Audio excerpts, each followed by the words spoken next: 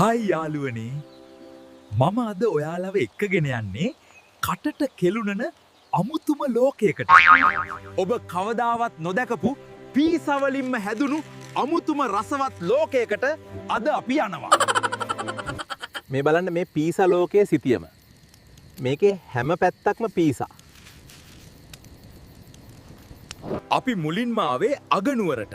ඒ තමයි මාගරිටා දිස්ත්‍රික්කය. හරිම සරලයි ඒත් පට්ට රහයි. සරල මාගරිටා දිස්ත්‍රික්කයේ සැම තැනම ඇත්තේ උණු වූ චීස් සහ තක්කාලි පමණයි.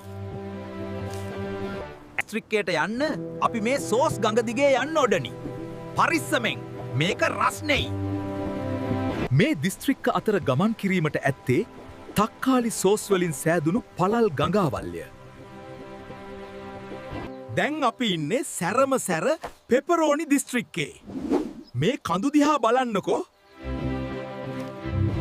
සැර රසට කැමති අය වෙනුවෙන් පෙපරෝනි දිස්ත්‍රික්කේ යෝධ සොසේජස් කඳු පිහිටා ඇත. අර යාතින් පේන්නේ හවායන් දිස්ත්‍රික්කය. ගොඩක් අය මේ පැත්තට යන්න කැමති නෑලු. බොහෝ දෙනා අකමැති වුවත් හවායන් දිස්ත්‍රික්කේ අන්නාසි දූපත් ඉතාමත් අලංකාරව දිස්වෙනවා. මේ ගමන මාරම රසයි. ඔයාලත් මේ පීසලෝකෙ රවුමක් යන්න හිතින් මවා ගන්න. ඈළඟ එපිසෝඩ් එකෙන් හමු.